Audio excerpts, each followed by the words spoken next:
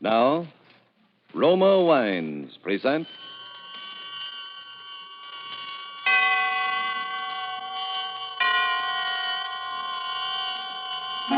Suspense.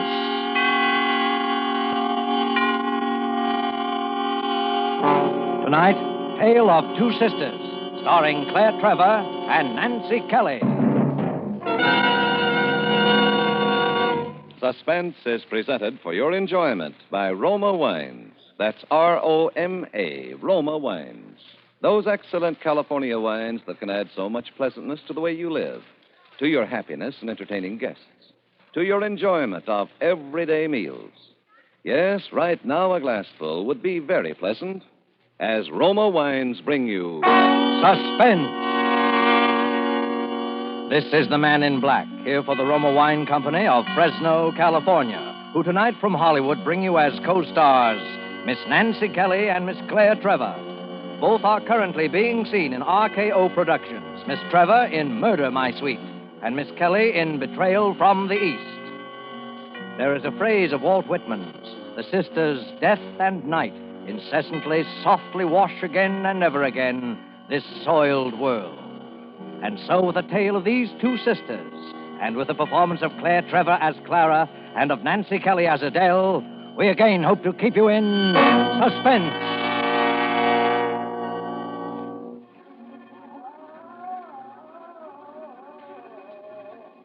Everyone is so good to me. I like being here, but some of the others don't, I guess. Do you hear? They scream sometimes like that in the night. Maybe they scream because they remember things. But I remember things, too. Especially when people come out from town to see me, to bring me things. But there's nothing that I want that can't bring back my sister. My beautiful sister, Adele. Today was Thursday, and they came. And now they have gone. And when they came, they brought back memories of Adele. When we were children. The night that Mother died. The night we made the promise. Don't cry anymore, Adele.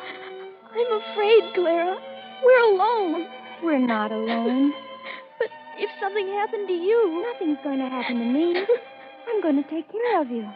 But that's what Mother said. Now she's left us, too.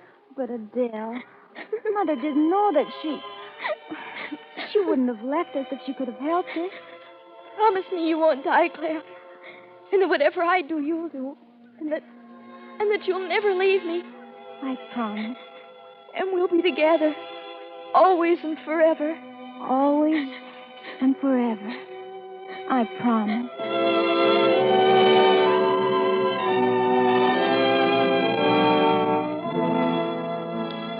And for years, I kept that promise.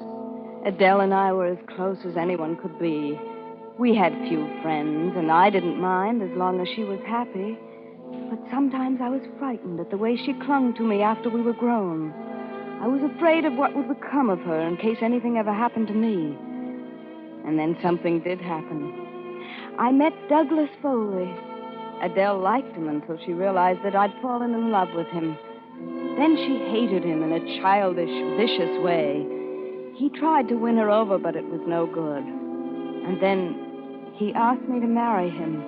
And I said yes. That night, after he'd gone, Adele was waiting for me in my room. Adele! Clara! Douglas told me. Adele!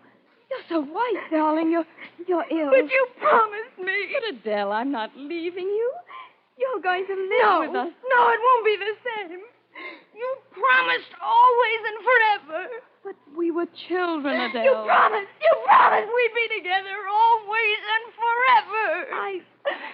Adele, you see... If you marry him, I'll never speak to you again. But we were married, and we believed that Adele would forgive us in time, but she didn't. She refused to see us. Then when we learned that my husband's new job was to take us to Europe, our first thought was of Adele. If she would only go with us.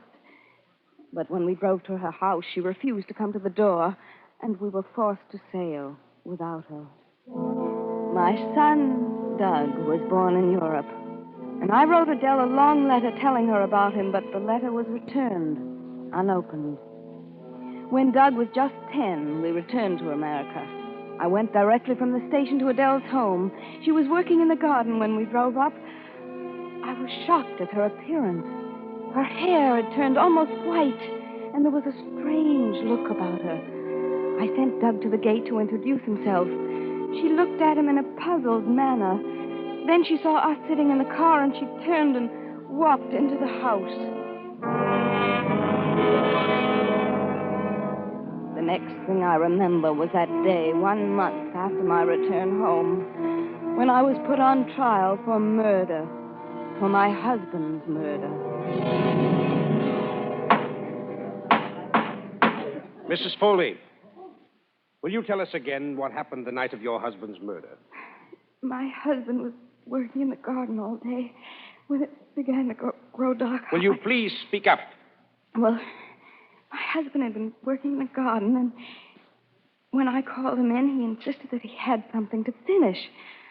I called him several times after that, but then I became irritated and I gave up. I had my dinner alone, and I went up to my bedroom. Then you admit that you quarreled with him the night of the murder. No, we didn't quarrel. I was irritated, but I said nothing to my husband. Your husband's death was caused by a deep, narrow wound in the vicinity of the heart. It is the opinion of this court that the instrument used might have been an ice pick. Mrs. Foley, have you any other ideas as to what might have inflicted this wound? No. Had your husband any enemies, Mrs. Foley? No.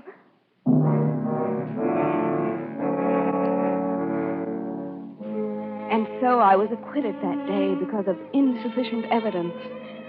I thought Adele would come to me during those awful days, but she didn't. I saw her in the courtroom, but she never looked my way. I believe it was about 2 months after the trial that my son Doug and his friend Roy went on an all-day hiking trip to the beach. They were late getting back. It was almost dark when I saw Roy coming up the street. He was alone. He was running. Oh, Mrs. Foley! Mrs. Foley! Roy, where's Doug? He's down at the beach with her. With who? Your sister. My sister. For heaven's sakes, Roy, will you tell me what this is all about? Well, you see, Mrs. Foley, Doug and I, It seemed that Roy and Doug had forgotten to take along their drinking water, and they hadn't missed it until they'd come to a very deserted strip of the beach.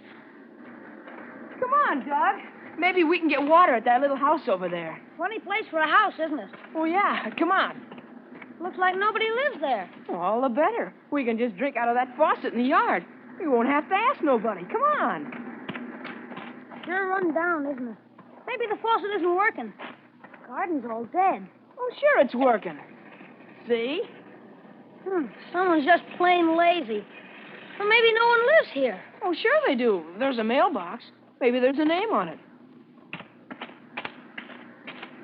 Look, Miss Adele Norris. That's my mom's sister. Yeah? Well, let's drop in and see her. Well, she wouldn't even know who I was. Oh, you could tell her, couldn't you? Say, maybe she'd give us some cake or something. No, she's mad at me and Mom. Come on, let's get out of here. Say, Doug, look at all the dead leaves on the porch. Let's have a look around. No, she might come out. Ah, she can't hurt you, can she? Let's peek in the window. No. Roy! Look, Doug. The place is all upset. It's all dirty and everything. Let's look in the rest of the windows. There's no one around. Oh, here's the kitchen. Look at all the dirty dishes piled up. Say, maybe my aunt is sick. Hey, look. Somebody's coming to the window. Oh, gosh. What do you want? We wanted to see if you were all right. Go away. Don't you recognize me? No. Are you sick? No. I'm your nephew, Douglas Foley. Go away, whoever you are. I'd like to help you. Go away, I said. Mother wouldn't want me to leave you here like this. Who's your mother? I told you, don't you remember? She's your sister. I have no sister. My sister died when I was 18. Roy, you go home and get Mother. My aunt is sick. I'll climb through this window and see if there's anything I can do. You stay out of this house. Doug, let's both go. She doesn't want you here. She's sick. You go for my mother, and hurry. Okay. If you come into this house, you'll be sorry. If you dare come... Did you say your name is Douglas Foley? Yeah, that's right. You see, I'm... Douglas Foley is dead. Forever and ever. No, don't you see? The one who died was my father. Douglas Foley came between two sisters. And then he died. Yeah, but I'm trying to tell you, my mother and you are... But if he isn't dead, then I guess he'll have to die again.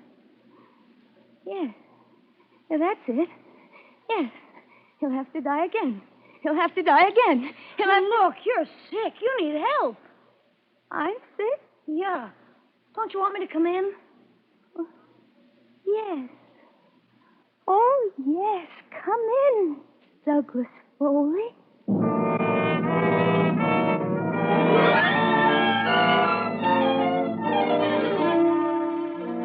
Tonight for Suspense, Roma Wines are bringing you Nancy Kelly and Claire Trevor in Mel Dinelli's radio play, Tale of Two Sisters. Tonight's study in Suspense.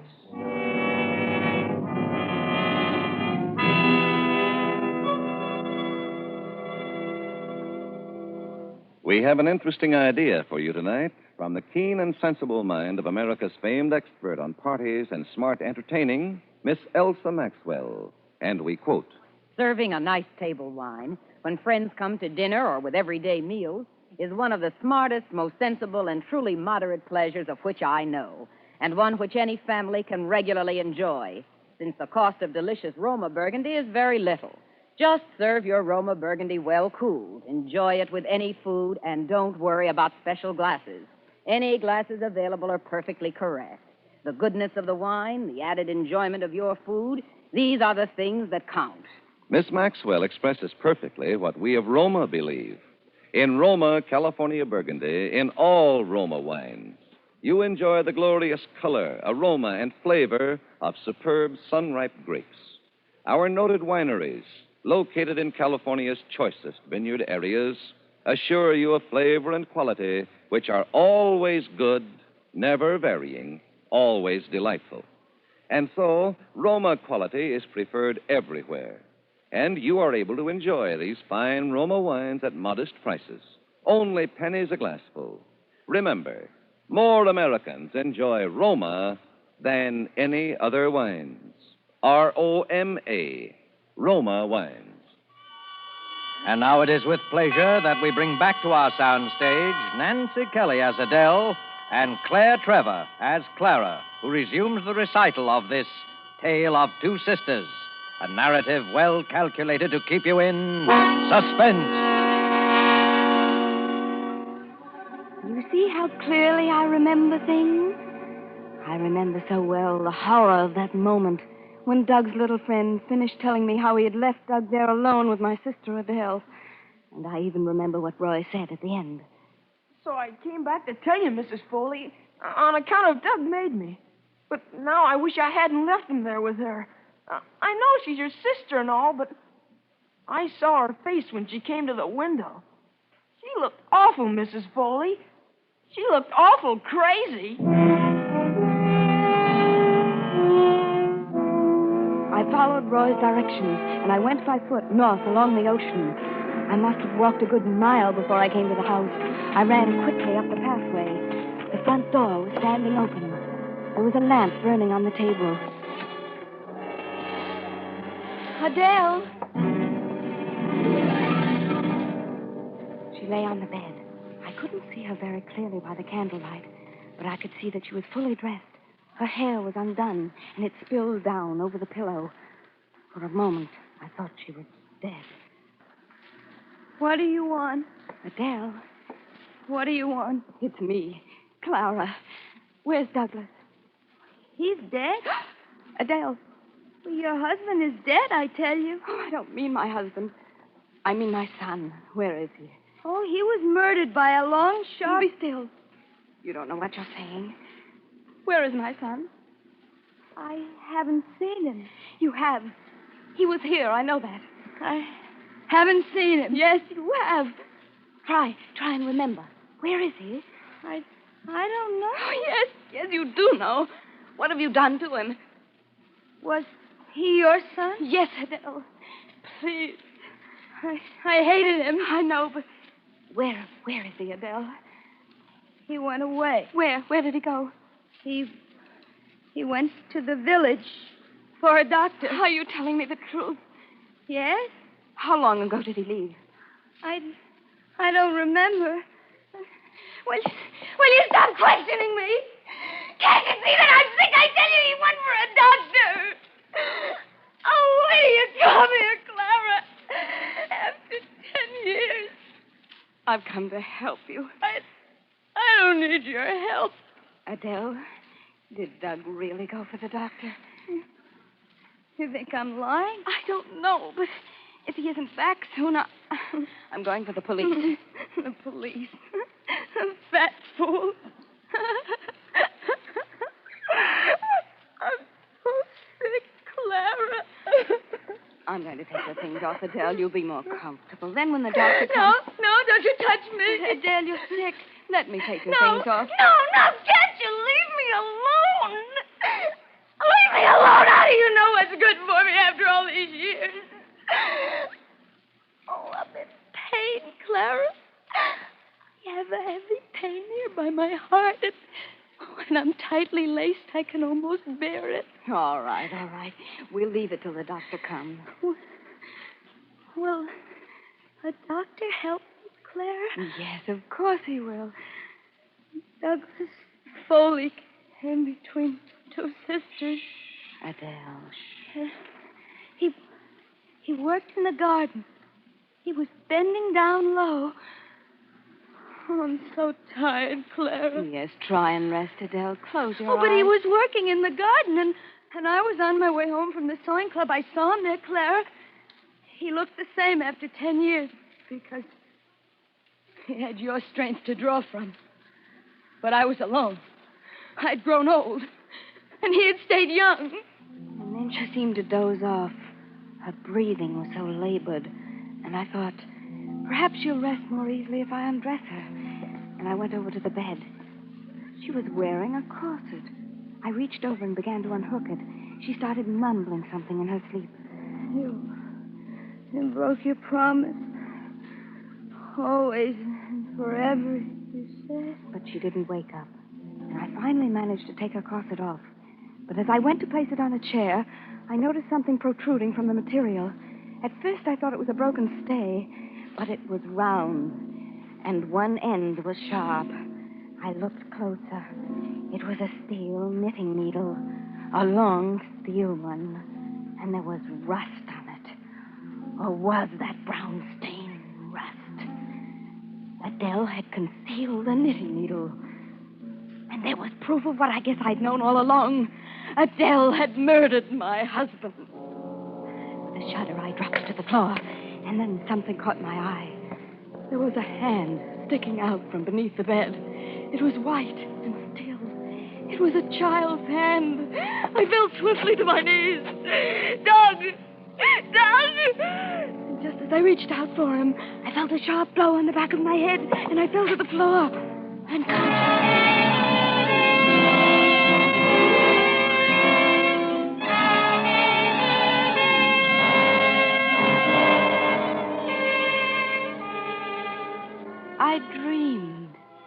I dreamed that Adele and I were children again, that she was laughing, and we were playing an old game of ours where we tied each other up with our bathrobe cords, and then we waited for a knight in armor to rescue us.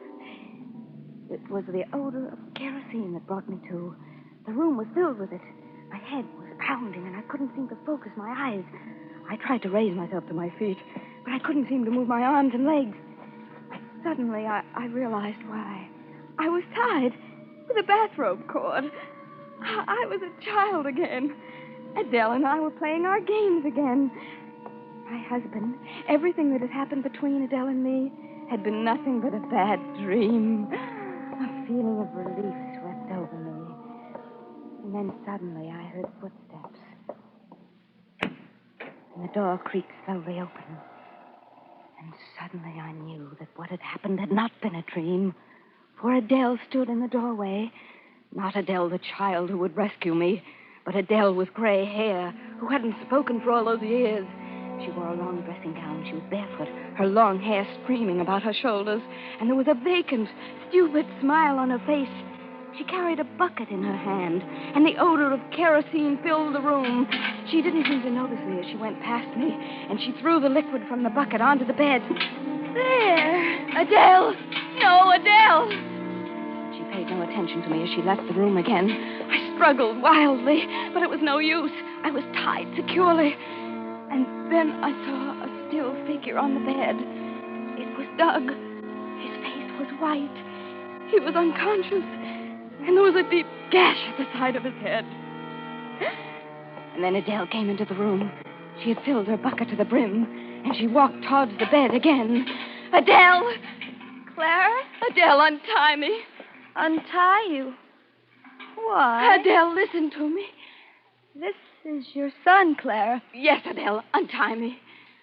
You were looking for him, and he was here all the time. Please untie me, Adele. I never knew your son. For years, I never knew him. How old is he, Clara? He's only 10. He's just a boy. Adele, you're sick. Untie me, and we'll go for a doctor. You want me to be well, Clara? Oh, yes, untie me. Are we friends again, Clara? Yes, we're friends. I want to help you. Oh, but I can't forget the years, Clara. I must wash those years away before we can really be friends again. Adele, forget those years. Let me help you. Untie me. Oh, no. No, we can't forget them, Clara. We must wash them away. That's what I was doing. I was washing away the years.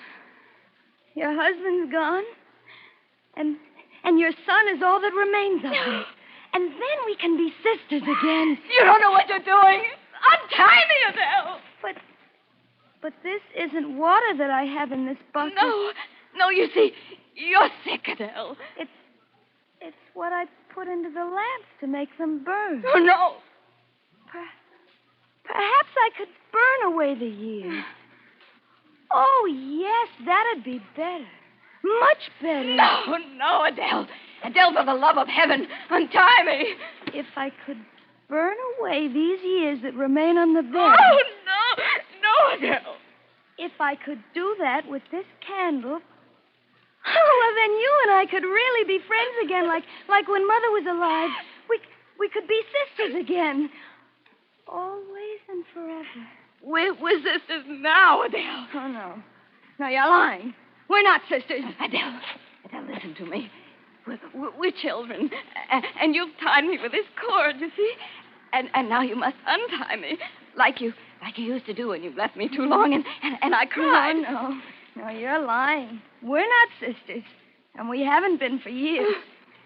And now I'm going to punish you for lying, just as Mother used to punish me when we were children. Then she started walking unsteadily towards me, a lighted candle in one hand, the bucket in the other, the liquid slopping over her dressing gown as she walked. Clara, do you remember the time Mother washed out my mouth with soap when she caught me in a fib? Well, that's what I'm going to do to you now. Or perhaps it would be better if I burned it out. No! Now, Clara, don't scream. You'll waken your precious son. And we mustn't waken him now. Adele, untie me. I promise you that I'll take Doug away. We'll both go away. You'll never have to see us again. Oh, no, Clara. And she kept moving towards me, holding the lighted candle close to her breast. You mustn't ever lie to me again, Clara. Adele! You're ill! You don't know what you're doing! Wash away the years. Burn away the years. Suddenly, I saw a tiny flicker of flame on her breast. The frilly dressing gown, She'd held the candle too close. Her entire dressing gown was a mass of flames. It spread swiftly to her hair. In a moment, she was a blazing torch, and the odor of burning filled the room. I could see her face, surprised and contorted with pain. She turned and looked toward the bed a second, the bucket flaming in her hands, and then she went screaming out the front door and towards the sea.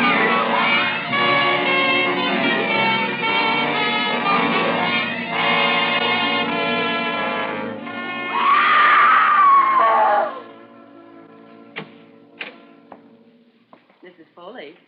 Mrs. Foley, Yes? you mustn't scream like that. I wasn't screaming. That was my sister, Adele. Yes, I know. Try not to think about it, Mrs. Foley. You knew my sister was burned to death, didn't you, Mrs. Willard? She was very beautiful. Yes, I know. Try and rest. Is there anything I can get for you before I go to bed? No, thank you. Well, go to sleep then. I will. Good night. That's right. Go to sleep. Was that my sister, Mrs. Willard? No, Mrs. Foley. It was one of the others. They scream because they remember things. Yes. Yes, I suppose they do. Good night. Good night. I remember things, too. I remember.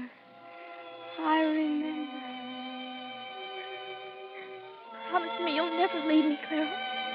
And that whatever I do, you'll do. I promise. Always and forever. Always and forever. I promise.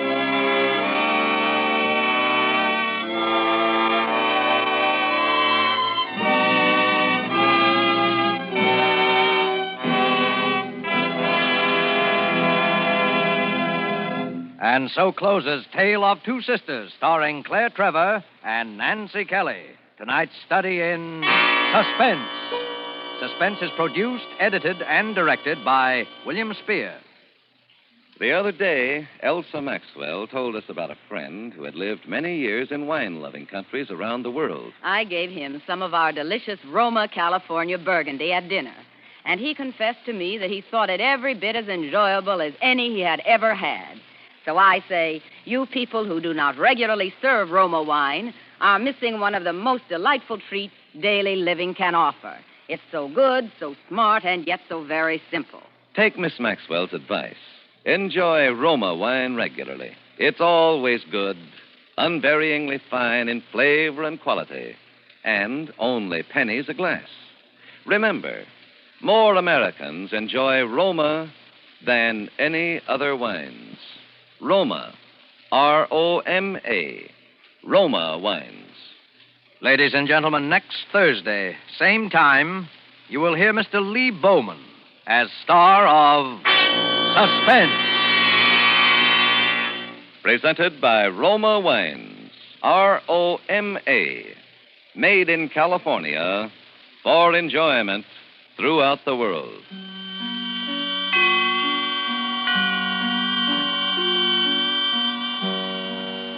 We join with Americans everywhere to salute the Boy Scouts of the world on the occasion of the 35th anniversary celebration of a great movement pledged to the ideals of brotherhood.